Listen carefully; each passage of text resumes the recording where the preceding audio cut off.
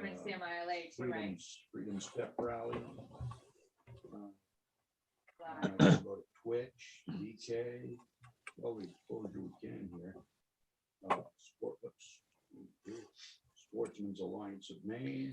The aisle. ILA. Yeah, perfect. And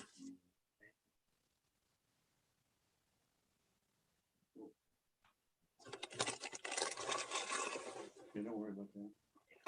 Well, no, I mean the title of the feed. Say Sam.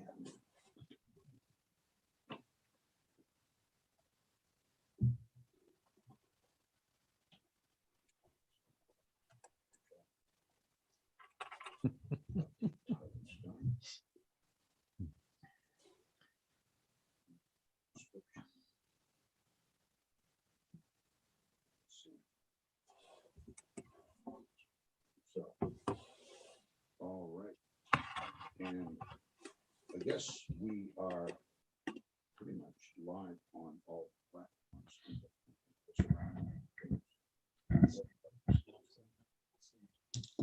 He doesn't see it on the main There, deer now hunt. put you on.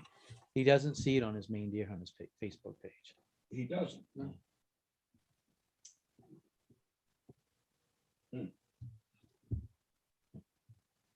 You have it on the Sam Facebook page. Okay. It's under videos. We're not streaming it, are we?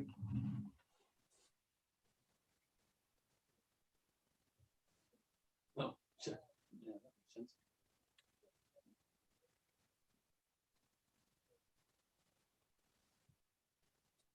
Yeah.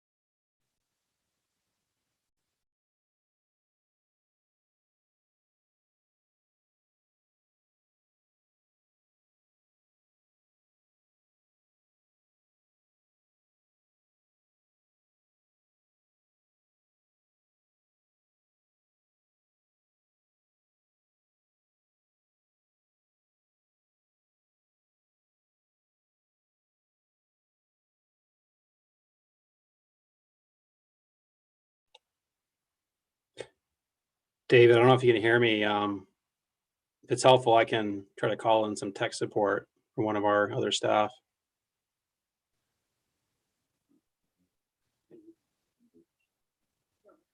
Hello out there in Maine Deer Hunter Land. We're experiencing technical difficulties right now, so Bear please with stand us. by. Bear Is with your us. microphone on? I don't think your We're microphone. gonna be on in a minute. Okay. In the meantime, here's Hang tight for just a minute. David Trahan, Jerry Levine. They're here with me in China. And we've got a few bugs. We've got some folks from Inland Fisheries and Wildlife on the Zoom call with us, and we're just trying to link up all this stuff. All right. As soon as we get that done, we're gonna tell you about this exciting new bill that well, I'm not gonna give it away. That's all I have to say. Um, I hope so. Either that or I'm talking to my computer screen. So I'll get back to you. Hang in there, please. Thank you. Bye.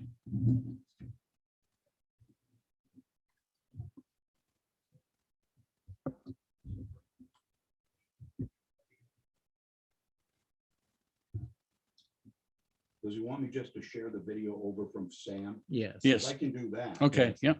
Okay. All right. Yeah, I that'll think be we best. might have a solution.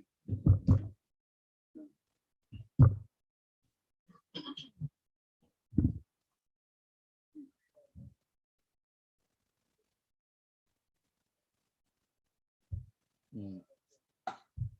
All right. How do I get out of this? Post your video to the group. It didn't go live? Cut it out. Cool. You're making me nervous.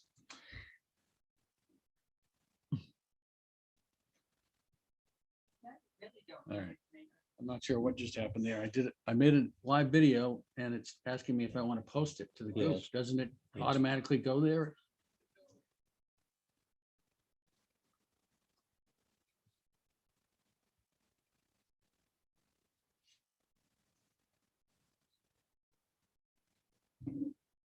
Oh, well, I don't care about that as long as it was up there.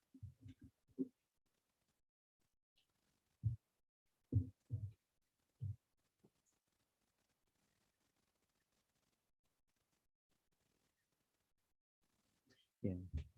All right, well, we'll save it. Well, we're gonna record it anyway, so we'll be all Okay. set there. All right, We need to get started. yeah. All right. All right, I'm Okay, gonna Let me. I'm I'll gonna share the disconnect video here for a minute. And All right. I'm just gonna share it over all right, thanks.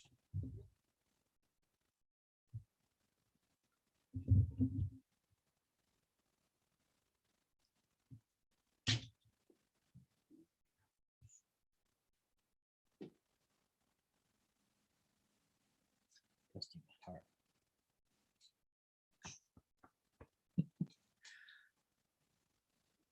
Let's see for a second. Just there. hit Oh, live. It's letting me, not letting me post his name, deer hunters. Yeah, right there. Hit that and then just hit. You should have an option for a live feed. Yeah. It's only letting me post as me. Yeah, but you're Okay. posting on the main Deer Yeah, Hunters okay. page. Yeah, Okay, there you go. It'll be shared. Yeah. so Share in live time?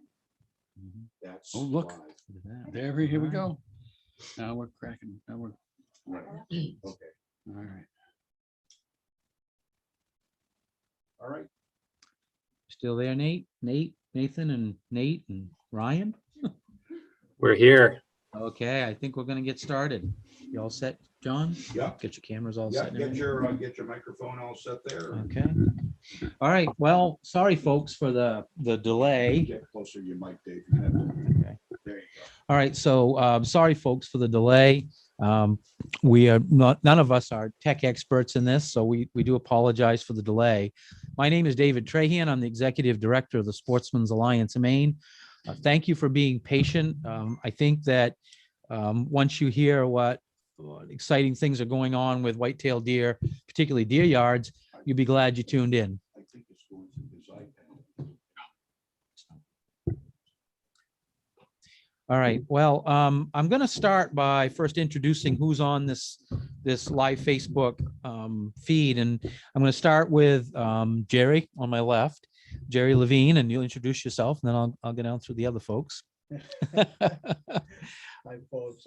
Jerry Levine. I have retired from fisheries and wildlife as 30 years after being a deer biologist for 30 years.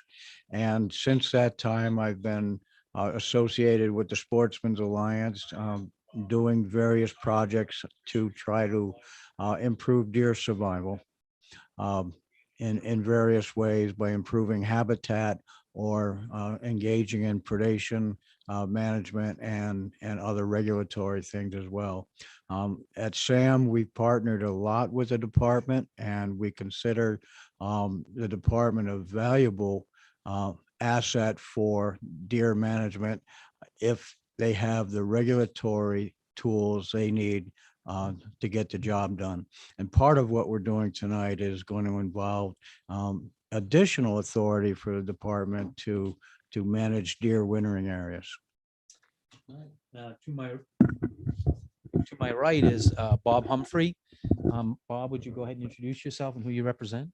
Yeah, I'm the founder, owner, admin of the Maine Deer Hunters Facebook page.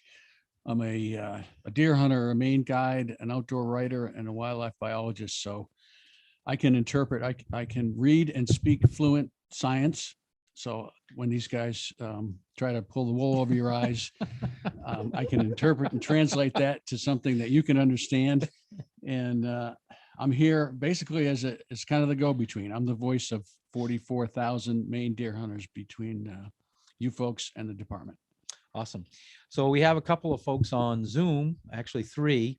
I'm going to let, there's two Nates on here, and I'll let you start, Nate Webb, introduce yourself and the other two gentlemen that are with you, and then we'll get started.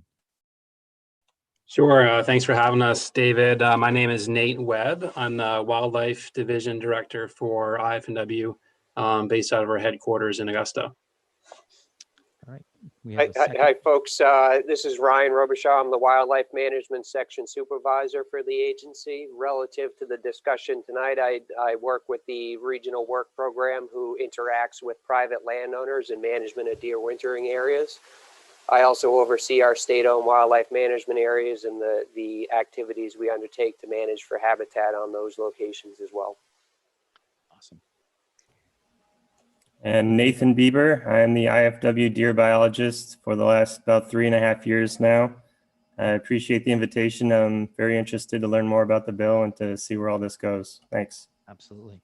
Well, thank you, gentlemen. Thank you for folks that are tuned into this live Facebook event. Please be patient with us as we work through this. I'm going to start by just telling where this bill came from. For those who don't know me, I'm a former state legislator. I was a senator for 2 terms and a representative for 4. I served all of those years on the Inland Fisheries and Wildlife Committee. This is my now 3rd attempt to try and do something to change the policy around deer wintering areas to help to conserve and really enhance, particularly northern, eastern, and western Maine deer yard protection.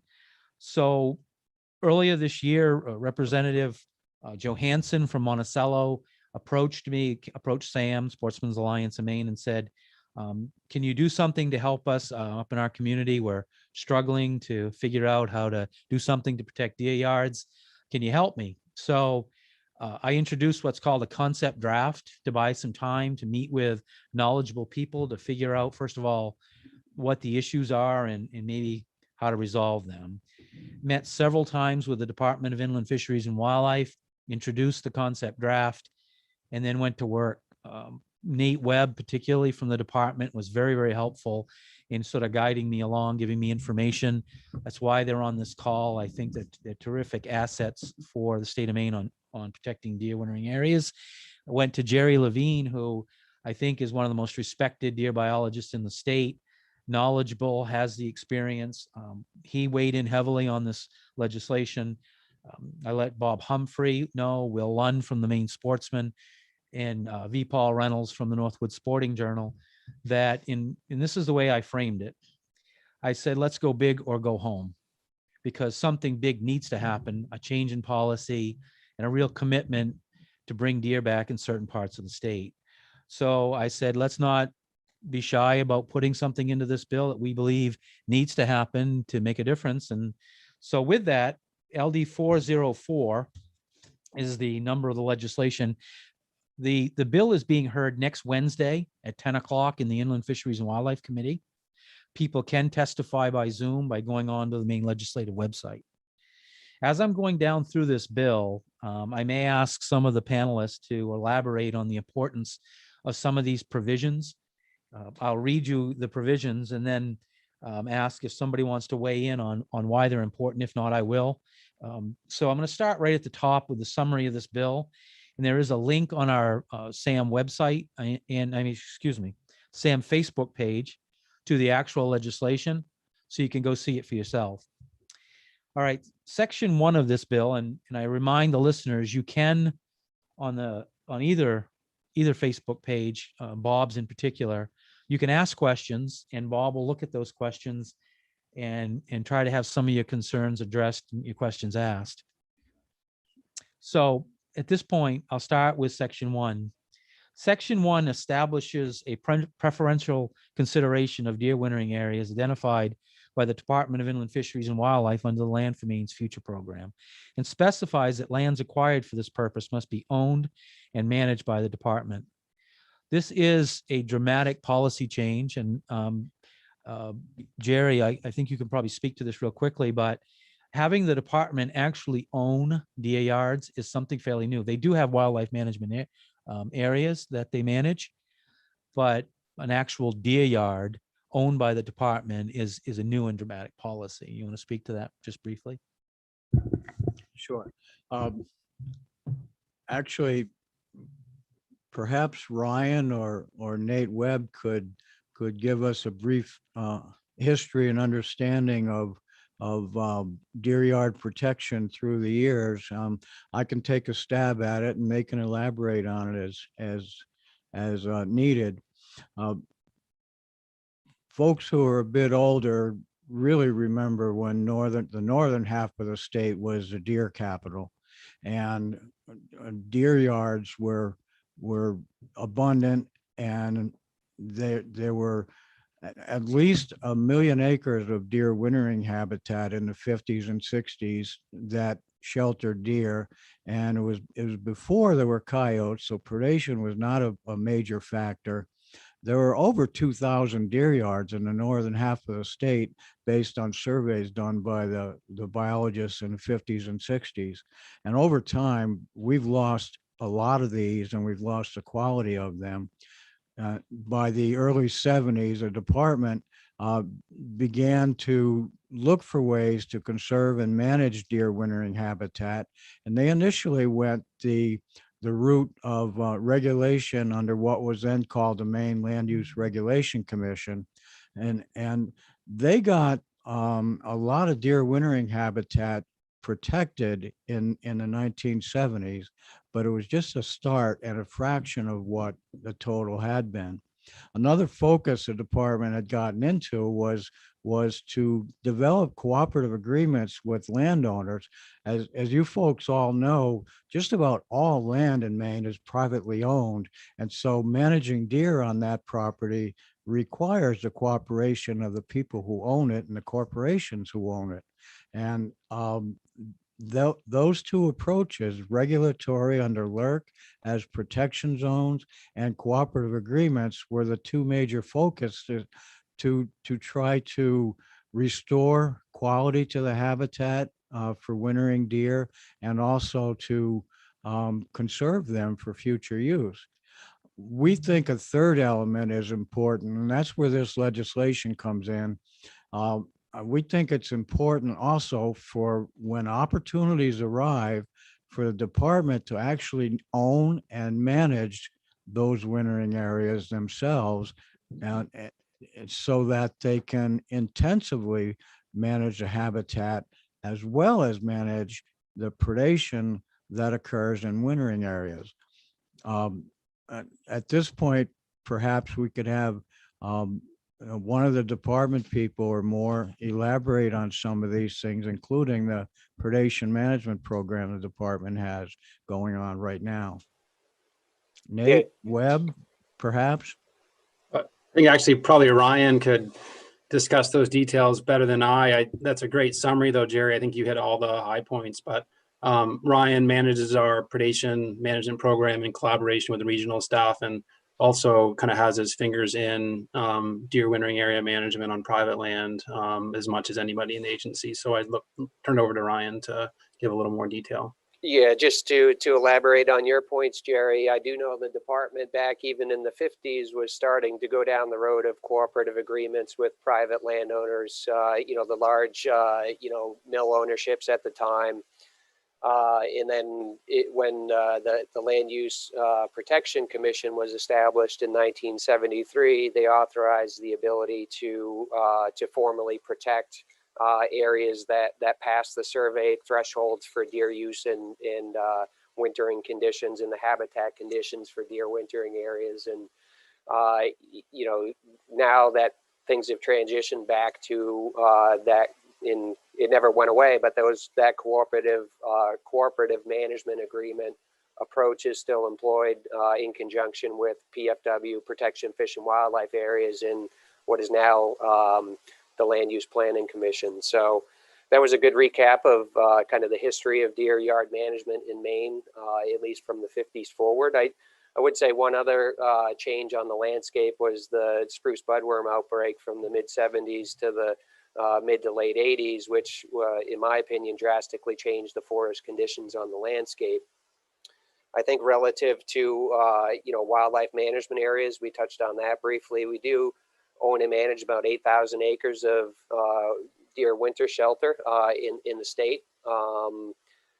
We had never necessarily had the opportunity or pursued acquisition of deer yards, mainly as a function of the department's land acquisition goals and efforts, but we do engage with landowners cooperatively and through LUPC in management of winter shelter for deer on the landscape. I don't know if that hit on kind of all the points I was thinking of, but a little bit of additional background there.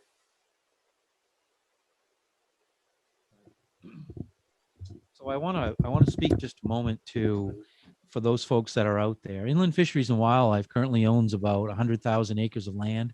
A lot of those wildlife management areas are managed for wading bird habitat and other wildlife protection and management, really, to keep the populations healthy. One of the things in this bill that I think is incredibly important is not only does it prioritize land for Maine future bond purchases for deer wintering areas, but this legislation creates a deer yard wildlife management area, and it would be managed specifically and at highest priority for deer. So not only are you prioritizing the purchase of deer yards through the Land for Maine's Future program, but you're also creating a wildlife management area specifically designed for managing for deer in the winter. That is very, very, I think, bold. I think it's exciting that we're going in this direction. And I just wanted to note it because it is a dramatic change from the past where we haven't been successful in protecting and managing for deer yards. And now it's possible that the department could own them. I'm going to move to section 2 of the bill. It allows Land for Maine's Future funds to be used for the development of a management plan for deer wintering areas on lands acquired for the purpose. And what it does is it allows up to 5% of the money designated for that project to be used for a management plan. What good is a deer yard if you're not planning on managing it for that purpose? This is key, I think, to the department having the tools, the direction that they need when they do acquire through Land for Maine's Future a parcel of land, that they have a plan for that property. And that's section 2 of this legislation. Anyone want to add to that? David, I just I completely glossed over to touch on the predation management program. So if we Sure. have some time, I'd like to go back and just talk briefly about that. So Sure. Go the ahead. department is allocated funding, through the general fund for predation management within and around deer wintering areas. We also receive another $1 from each deer that's registered that goes into a predation management fund. And we allocate those funds based on priorities determined by the regional wildlife biologist and their interactions with sportsmen on the landscape, warden service, and their knowledge of high priority deer wintering areas to focus those efforts, both prior to and throughout the yarding period in the winter in Maine. We lost him. Can't hear you. We can't hear. Can you hear me now, Dave? Yes. Yeah, we can hear you now. Go ahead.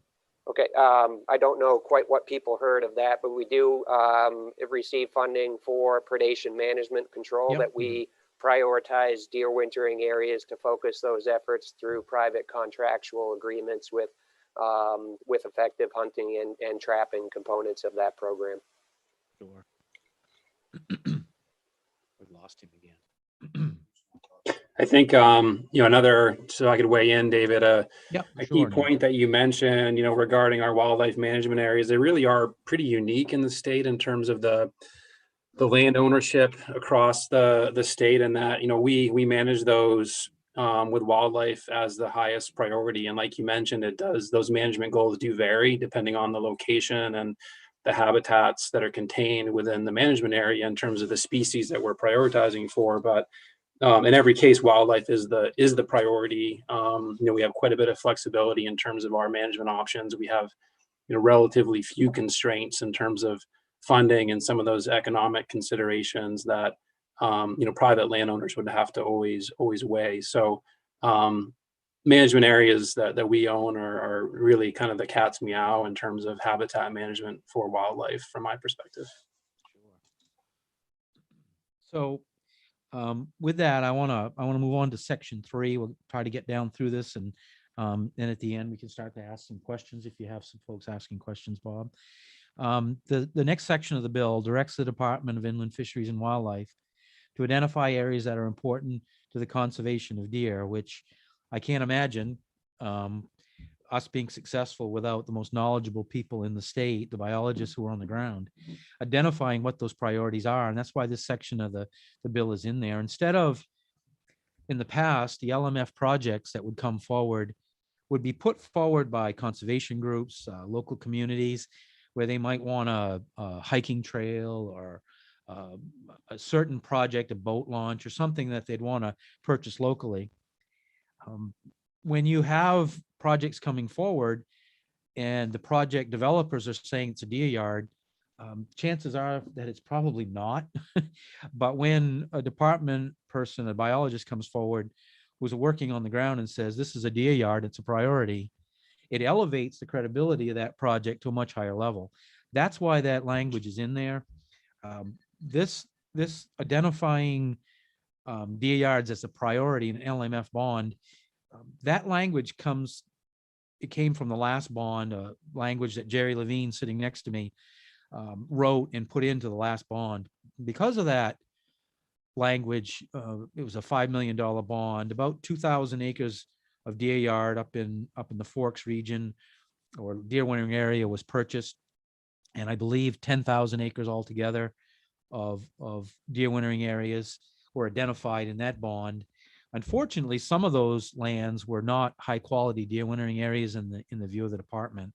This language narrowly focuses the direction for the department to go out and seek their priorities, not the priorities of other folks on the ground whose priorities may be a hiking trail or something different. So that's incredibly important language. It's in there. The second component of this, department to acquire these lands, which must be designated as wildlife management areas. I spoke to that earlier. That also allows the department to seek federal matching funds through Pittman Robertson.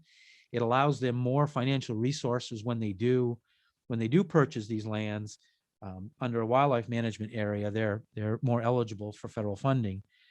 It directs the department to ensure that appropriate deed restrictions are placed on the land acquired and to develop appropriate purchase and sale agreements to ensure that deer habitat on land to be acquired is preserved as deer habitat prior to the purchase. That is to ensure that some of these projects that may take a year, 2 or 3 to acquire, that those deer yards are still there when the department does finally purchase them. And then beginning on January the 15th, 2023, and annually thereafter, the department is required to report to the Joint Standing Committee of the Legislature having jurisdiction over inland fisheries and wildlife and on the acquisition and management of deer wintering areas. That's an accountability component that allows the committee elected by the people to have oversight of this program.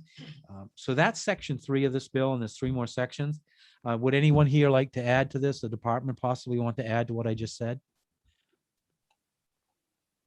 Nothing from my end, David. I think you covered that pretty well. Okay. So the next section, right now, the fund that Nate Webb was speaking of earlier, there was a fund established over 10 years ago, and I helped write it. It was a fund, the Predation Fund. It's a special dedicated account at Inland Fisheries and Wildlife. We amend the language of that protected account to direct the department or give the department the authority to acquire deer habitat with the money from that fund. And at the end, I'm going to speak to the funding component of this because I think that's one of the most exciting pieces of this legislation. It also authorizes, this section 5, authorizes the Department of Inland Fisheries and Wildlife to prohibit or limit the feeding of deer, bear, moose, or turkey as part of the plan to promote the use of deer wintering areas by deer. Now, some of you might say, oh, wait a minute, it can be a very controversial issue feeding deer, but this language is very important. And I think Nate Webb really did a terrific explanation for me the other day on why this is so important.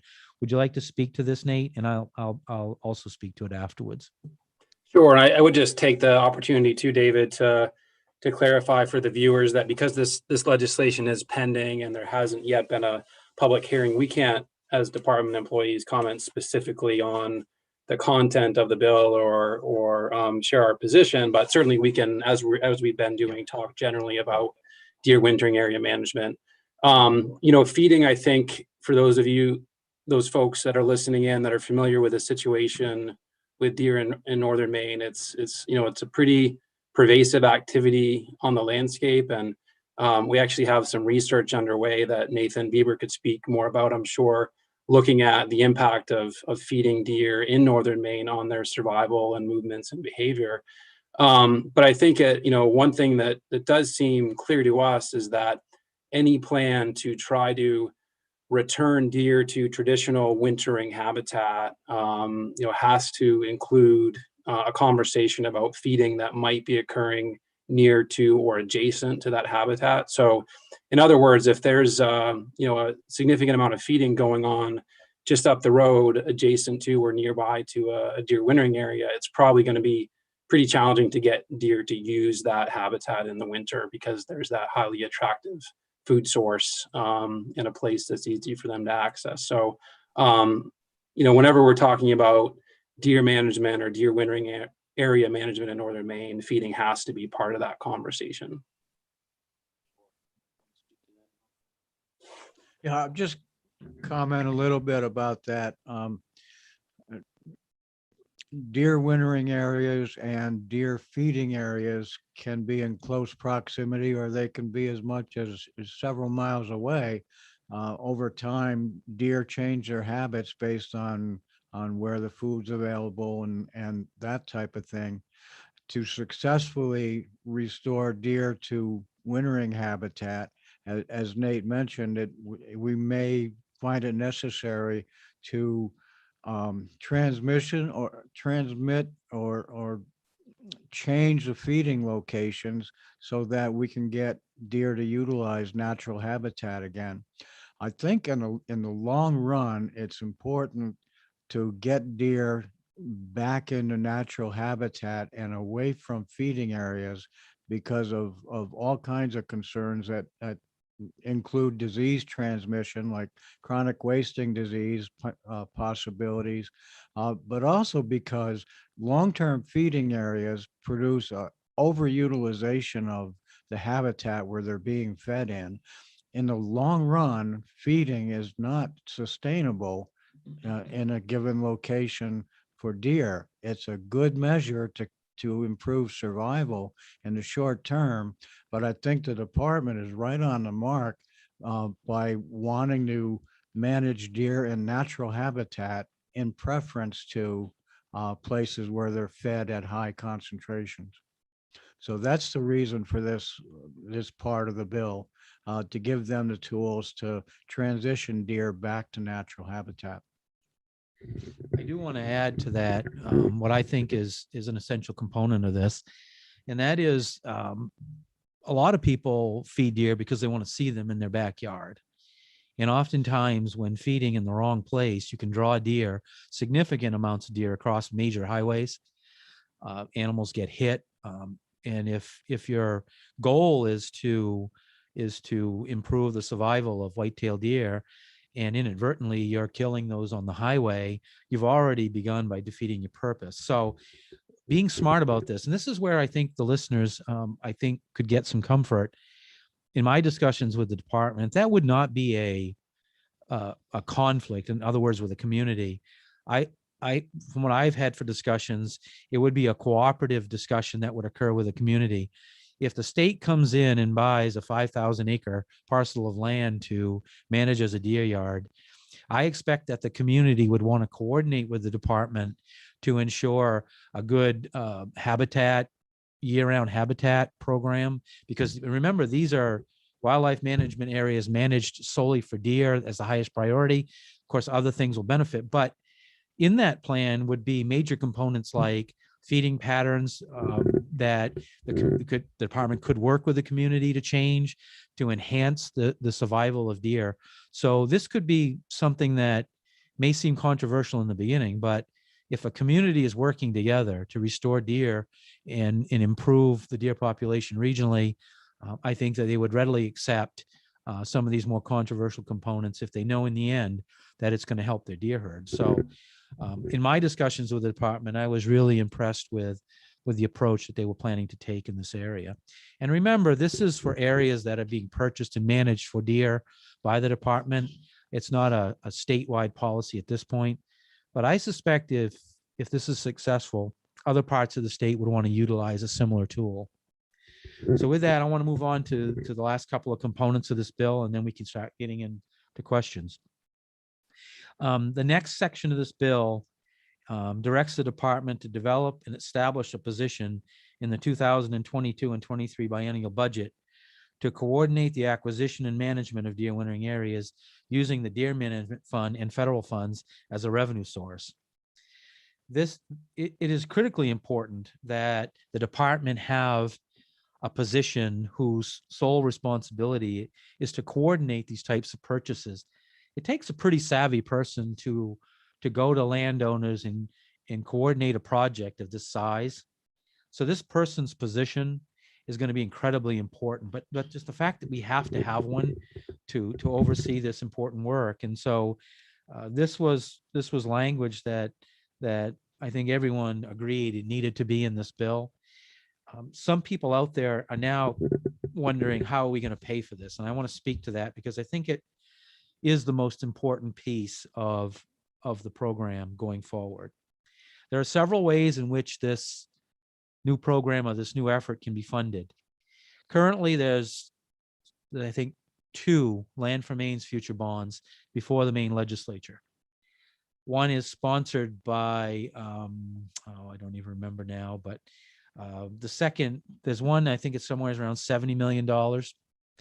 The second bond is a Sportsman's Alliance of Maine bond. That is a $35 million bond over, I believe, 3 years, sponsored by Representative Corey, and had a public hearing just a few days ago. That bill has the deer language that I just described to you. That bill, I believe, has a really good chance of passing. The way that an LMF bond goes before the people is it has to pass the legislature with a 2/3 vote. Then it goes out to the people to be ratified in a referendum. If that bill gets out of the legislature and this language is adopted, which I believe it has a 90% chance that it will, there'll be a $30 million bond over the next 3 years that would be one component of the deer wintering area purchases. The second is the fund that was described earlier, the protected fund that has now been amended to acquire deer wintering areas. There is some money now in that account. It's less than $500,000. But that money is, I believe, seed money that would then be used to begin the coordination of some of these purchases. When this bill is done, there's a second component if it gets through the legislature. There is a committee that's meeting over the summer, and I'm on it.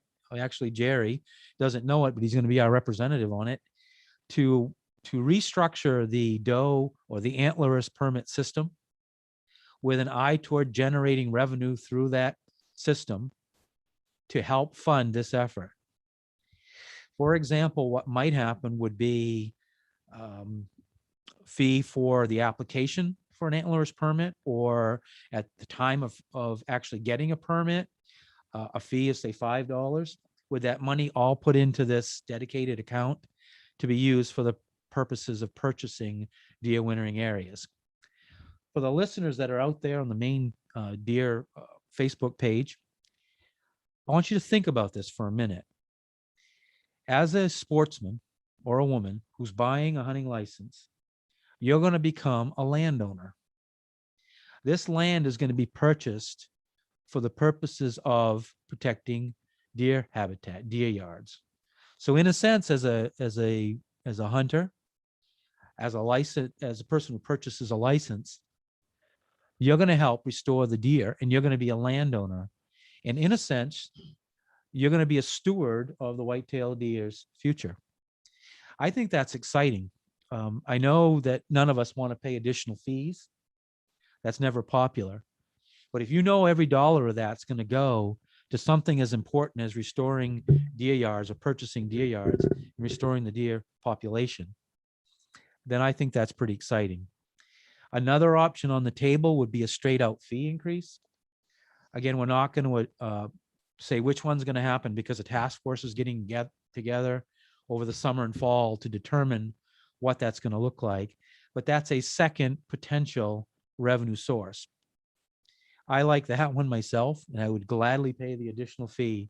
The next source of revenue are what are called mitigation dollars. When there are projects like energy projects, solar, wind, whatever the projects may be, even development of or any kind of development, the state negotiates what are called mitigation program. For instance, if a big project is going to fill in 50 acres of wetland, the company is told to go out and replace that 50 acres of wetland by purchasing the equivalent land and protecting it. Under those mitigation, I guess not development, but projects, sometimes millions of dollars is set aside for the purposes of purchasing habitat. We're going to push policy toward requiring some of those mitigation dollars to go to buy deer yards. That's the third source of revenue. And then the fourth is federal matching funds. Because these dollars are coming in and these projects are being purchased by the department, they are eligible for federal matching funds. Sometimes those funds can be as much as 2 to 1, depends on the way that the program is structured. So you have 4 sources of potential revenue coming into the state of Maine to help pay for this. So with that, I'm going to stop there and ask Jerry or Bob if you have any questions, or Nate and Ryan if you want to add anything more to that, what I just said. Nothing from my end, Dave. I think you've covered it very well. And I think we're happy to take any questions. I would offer that we have Nathan Bieber with us. He is our state deer biologist. So this is a good opportunity if folks have some other general questions about deer in northern Maine. He's our expert, and I'm sure he'd be happy to try to address some other questions as well that folks might have an interest in. Great. Do anybody else want to add anything before we move on to questions? Or Jerry? Yeah, I think at this point, it'd be good to kind of summarize what we're trying to accomplish here. For years, the department had two strategies for management and conservation of deer wintering habitat. Both of them involved other landowners. And we've been kind of stuck at about 2 or 3% of the landscape in deer yard, when what we really need is closer to 10% of the landscape. So this whole legislation is an attempt to get a third strategy in place in which we could add to the total land base of wintering habitat and have it managed properly in the long run by an agency that knows how to do it and is willing to spend the money for the extra cost of more frequent timber harvesting that's needed in deer yards, creation of summer and winter browse, for example, as well as getting involved in the predation management aspect of this that's not taking place in other locations now. So this is really a game changer for what we've been looking at for the last 40 years, really, in terms of deer yard management. So we're trying to get off the dime on this and improving what's going on out in the woodlands. So with that, anyone at the department want to add a comment before we move on to possibly some questions? We're ready for some questions if folks have them. Okay, okay, all right. So Bob, we're going to start with you because I see you've been scratching down some questions there while we were Well, talking. yeah, I'm actually taking these off the feed. I have one, but I'm going to save it the best Okay. for last. Okay, This is, the first one is a two-part question from somebody out there, and I think you've fairly well answered the first part, which is how will we pay for this? But I'm going to give you an opportunity maybe to give us the Reader's Digest version. But Mhm. before I do, the second part is what will these purchases look like? Will it be outright fair market value purchase? Will it be easements? Will it be donations, or will it be all of the above? well, I think that's a great question. I would envision that it would be all of the above. Obviously, the state will take a donation. If somebody comes forward and says, I have a deer wintering area, and the department says, yeah, we agree, and it is of importance to us, obviously they would take a donation of land. There's nothing in this legislation that forces anyone to sell land to the state of Maine. It doesn't impose new regulations on landowners who have possibly deer wintering areas. So it really shouldn't frighten anybody. This is a program that purchases these areas from willing sellers and at fair market value.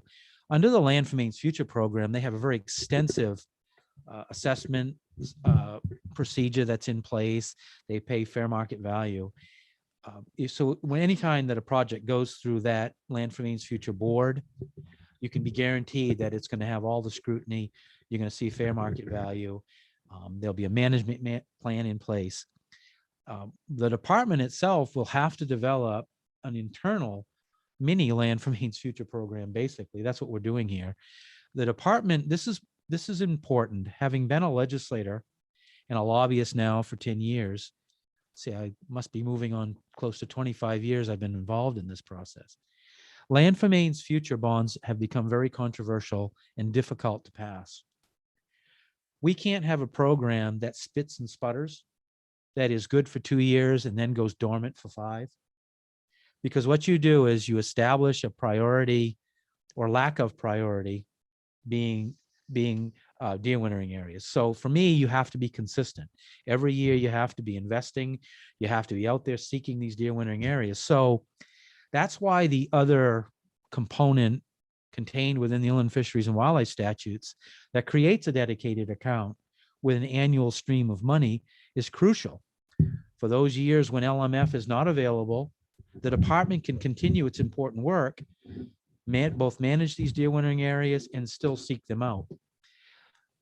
A fund like the one we're talking about with annual revenue of $500,000, if they go out and seek a project that matching money, or I should say that $500,000 is matched by federal money. It's also matched by private money. So what you can do is you can take a $500,000 revenue stream and possibly turn it into $1.5 million in 1 year, maybe more, depending on how important the project is to various groups. So what we're talking about is an ongoing, well-funded program that is not at the whims of an LMF bond. And I think that's crucial to the future of the program. Yeah, I think you make some very important points there. When we initially posted this a little while back, there was a lot of comment about, well, here we go again, it's the same old thing, and it's a taking, and we're taking, maybe taking land or taking the ability to use land from private landowners, and that's exactly not what's happening. This is going to be purchased outright, and it's going to be state land, it's going to be public land, which leads to our next question, which I suspect we know the answer to, but somebody asks, will hunting be allowed on these protected deer wintering areas? Does anyone from the department want to take this? Because I think I'd like Ryan could speak to our policy on hunting, trapping, and fishing, but that's one of the top priorities for lands that we own, is to provide those opportunities. did you want to speak to that, Ryan? Well, I would just add that, yeah, typically we do not regulate or restrict hunting within deer wintering areas, whether that's up north or central or southern Maine. I think if it did get to the point where we had concerns, for management of the deer within and adjacent to the deer yard, we could put into effect some sort of regulations or restrictions, but typically we don't do that. Hunting season typically doesn't coincide with yarding periods, regardless. Gotcha.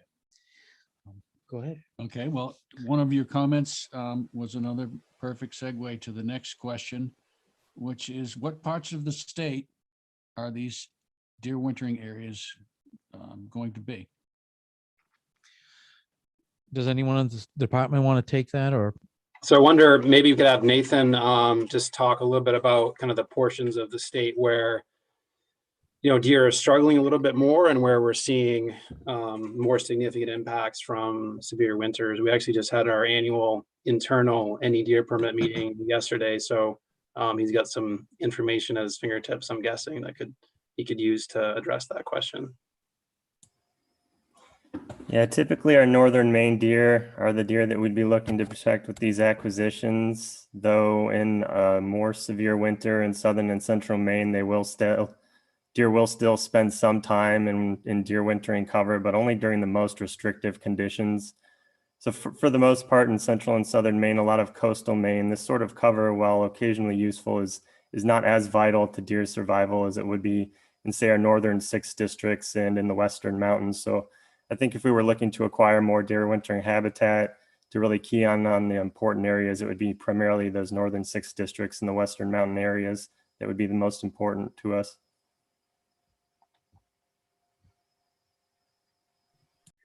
All right. Do you have any other questions? I do. This is my own, and I've been saving it up. This is an outstanding program that we're proposing here, but I think there's a way that possibly we could supplement this even more.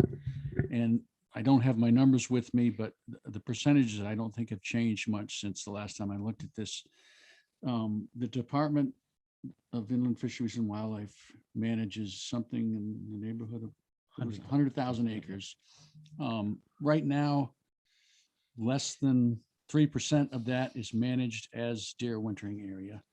The Bureau of Parks and Lands owns probably 6 times that, and it's maybe 80+% is not managed as deer wintering area. So we have all this state land.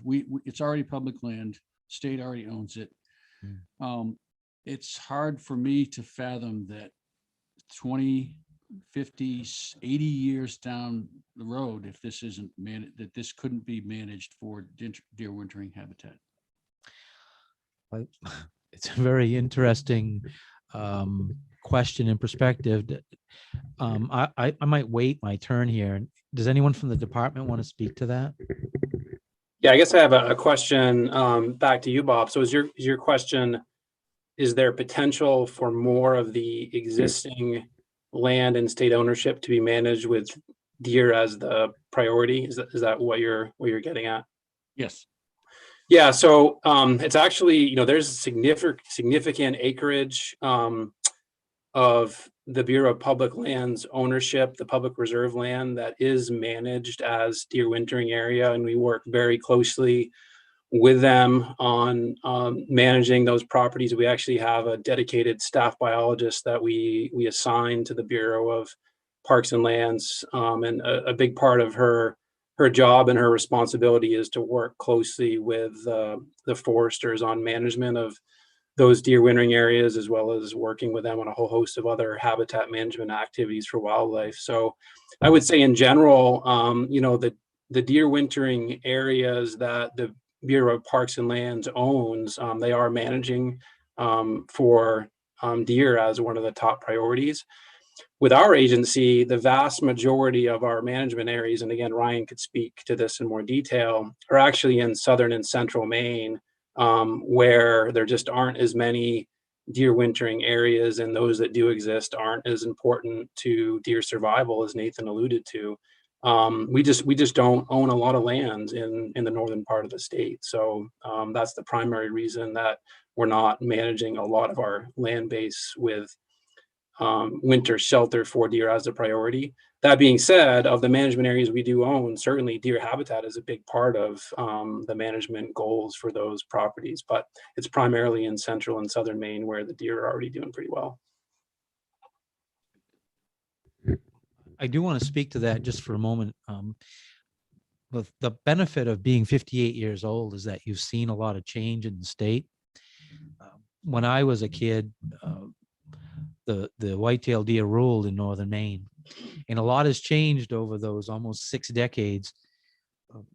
Government, and I bring that up because government has a way of slowly reacting to changes on the landscape. Now, when the Land for Maine's Future program was created, it was just after the spruce budworm outbreak. There was a huge land base that was changing ownership, and the state was trying to react to that changing landscape to conserve some of those lands into public ownership so that they could guarantee access for all sorts of traditional recreational access. Well, over the years, the white-tailed deer's population has changed dramatically. And I don't think state policymakers could have foreseen how dramatically that changed. The population of deer kept moving south. And I think that the patterns of land ownership for the state just did not keep up with the priority of protecting some of those deer wintering areas. So now we're in I believe the point in time where there's going to be a change in policy to address what has happened on the landscape with the white-tailed deer. It is an incredibly important animal for rural Maine. It was at one time an economic boom for northern, eastern, and western Maine. And Jerry did a terrific explanation to me on what that means for some communities. When communities lost the deer population, they lost a major component of their economy as well. There is not just the element of being able to hunt trophy white-tailed deer in northern Maine. There's also the cultural and traditional aspects and the economic impact that these white-tailed deer have on these communities. And it's also about restoring that component of the white-tailed deer, is what it does for our communities. So we are in the process of a change in direction that I think has been coming for a long time. And it is in reaction to what's happening on the ground. And I say now it's better to do this now, even though we've lost a lot of those deer wintering areas, than it is to continue down this same course, because obviously we know we're not doing a good enough job. So with that, I would like, Jerry, you did a terrific job explaining what it means if we restore deer to these areas of the state of Maine. If you could speak to that briefly. Well, in the year 2000 plan update for the department, I was asked to do a projection of what would the deer harvest be like if we could bring the population back to just 10 deer per square mile in northern Maine, the northern half of the state. And in considering that and considering the harvest to stabilize the population, we'd be looking at 45,000 deer harvested, a good proportion of which is returned back to the northern half of the state, while the southern half still remains strong in population. And that would require an additional increase in hunters moving back to northern Maine again, like they had traditionally for decades and decades prior to the year 2000. You have to recognize this isn't going to be accomplished everywhere right away, but incrementally, the more wintering habitat we can restore to productivity, then the better the deer hunting is going to be in the northern half of the state. One thing I'd like to point out about, we're talking about deer yards and opportunities to purchase and things like that. Deer wintering habitat is a pretty traditional thing for as far as the deer go. What they seek is still on the landscape. The trouble is the forest has changed due to budworm and harvesting and growth patterns of hardwood versus softwood. They change over time, but 85% of our deer yards always have been and will remain in the riparian zones of our lakes, ponds, rivers, and streams. And those lakes and ponds are all still there. It's just that the forest is different. Now, as the forest changes over time, it's going to grow back to softwood cover. And when it grows back to softwood cover again, it's going to attract deer again. So this whole thing is kind of doing a dance to anticipate where our traditional wintering habitats have been and where our opportunities to manage them in the future are going to be. And this ability to own wintering habitat ties right into the regrowth of the forest and changes in forest management. So Bob, do you have any more questions? I do. I have another question here. This is directed primarily to the department. At the last point when there was a concerted effort to try to map and zone deer yards, I was involved in that. I flew, mapped, and rated all the deer yards in Region B. That didn't end very well, and we're back where we were then. Assuming that this bill passes and the money becomes available, what is the department doing now, and what would you do in addition to that to locate and prioritize specific pieces of property for purchase? Do you want to take that one, Ryan, or I'm happy to? It's up to you. Sure. No, we annually still survey, deer wintering habitat in the state. That's something we do on an annual basis when we have yarding conditions. As you can imagine, with the variation in weather, some years we do much more than others, but we do aerial survey, we do ground survey, and we have a pretty good idea of what yards are being utilized. I can say that that's not as large a percentage as we would like to see, which is partly why we're here today. But we annually conduct aerial and ground survey of deer wintering areas. And I don't foresee that changing in the near future. That is an obligation tied back to protection fish and wildlife areas in LERC jurisdiction or LUPC jurisdiction as well. And just to add to that a little bit, I do want to take the opportunity to, just thank all the private landowners as well as Bureau of Parks and Lands for the work that they do with regard to deer wintering area management. We have very good working relationships with all the large landowners in the state. And, I think as has been described, this discussion tonight is talking about another tool in the toolbox. And, but there are other tools that we would continue to use. And I think no matter how much deer wintering area habitat ends up in public ownership, there's in Maine, given the nature of the land ownership patterns here, there's probably always going to be quite a bit in private hands as well. And so, we want to make sure that we're recognizing the good work that the private landowners are doing, and we certainly hope to continue that as well, regardless of how this discussion on this bill moves forward. For the folks that are listening, it's my experience as a former legislator and a lobbyist that, and maybe this is an admission of a failure on my part. I don't believe so, but some may take it that way. When it comes to Land for Maine's future bonds or state taxpayer dollars, there are organizations that are out there aggressively seeking priority purchases for what they believe are their priorities. And they can be everything from protecting endangered species like the lynx to a boat launch or a hiking trail.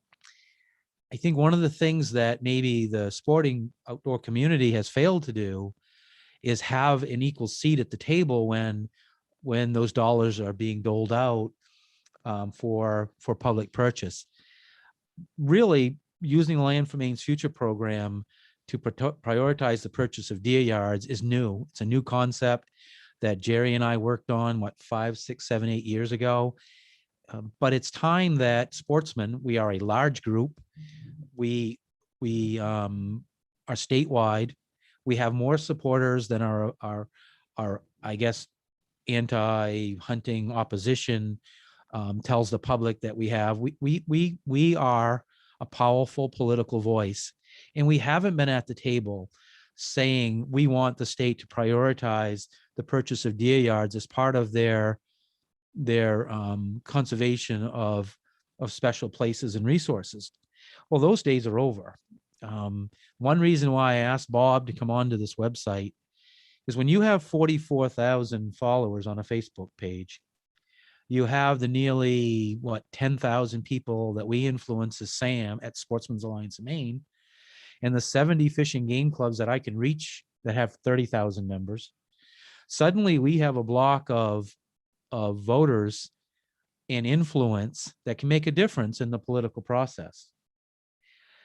What part of my reasoning for coming on here is I've heard for years, for 2 decades, we've got to do something more to protect our deer, particularly our deer yards. Well, now's the time. And there is a huge group of folks out there that can make a difference and change the policy of the state. So this bill is going to be heard next Wednesday. I think it's crucial to start down this path, establish a priority, use the members across the state who care, use the members of this Facebook page, as well as sportsmen as a whole, sportsmen and women, and muscle up to the table, throw your elbows a little bit and say, move over, we're at the table now, and we want to have influence over where some of these resources go.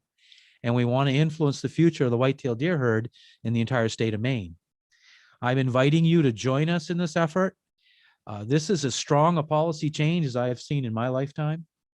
It's clearly a new direction for the state of Maine. I'm reminded of the bear referendum. When I was part of the polling, I was part of the leadership team that won that referendum. When the credibility of the speakers was tested, the Department of Inland Fisheries and Wildlife had by far the highest approval ratings as credible individuals to manage our wildlife. This legislation reinforces the credibility at that department and the trust that we have as sportsmen that they can help turn this thing around. And I didn't mean to put you on the spot, Nate, but I remember trust the experts was the language that we used. Well, that's what this is doing. We're putting our resources out there as sportsmen and women, and we're going to trust the people who know how to manage wildlife to help us turn this thing around. And that's why this is so important. I needed to say that because it's a concept that is used all the time. Unions use it. They collectively get together and they use their voices to try to make change. And that's really what I'm asking the sportsmen and women of the state to do. With that, I'm going to ask folks if they want to say anything more. Do you have any more questions that you think you'd like to ask? I do, and it's a brief one, but before I do, I just want to say thank you very much, David, on behalf of the 44,000 plus members of Maine Deer Hunters for giving us the privilege of being able to introduce this piece of legislation on our page, and to thank the folks from the department for your time and indulgence, and Jerry for coming down here to fill us all in. When the time comes and we need some support from our membership, we will let you folks know what we need and where we need it, who to contact within the legislature to make sure that this thing goes through. And with that, my final question is, this came from several people, so obviously it's of interest. If somebody has a piece of property or is aware of a piece of property that they may want to sell or donate, who do they contact? Well, I guess, Nate, I'm going to let you answer that if you can. If not, then I'll give it a shot. Sure. Yeah. I mean, they can certainly reach out directly to us, and maybe we can work with Bob to put some contact information on the Facebook page. All right. So also, if an individual has an interest in doing that, if you're a SAM member, you know how to get a hold of us. You can reach us in Augusta. We can also, we have a terrific relationship with the department, the governor's office. So if someone has an interest in doing this, they can contact the Sportsman's Alliance of Maine and Augusta at 623-4589, or go online and you can Facebook message us. Just call us right at the office and we can make that happen. With that, I guess, is there anything else that you'd like to say, Jerry? No. Okay. All right. I really want to thank Nate. You've been terrific, Nate Webb. You've been terrifically patient with me. I can be high anxiety sometimes. I call folks when I get really excited about something. I really want to thank the department for the information that you've provided to us. I know that you can't take a political position on this until you're asked to, and the legislature's weighed in on it. But I really have asked you to do a lot, and I wanted to thank you and your staff for the work that you've done on this legislation and helping us get to where we are. With that, I'm gonna wrap it up for me. Nate, is there anything that you from the department would like to say?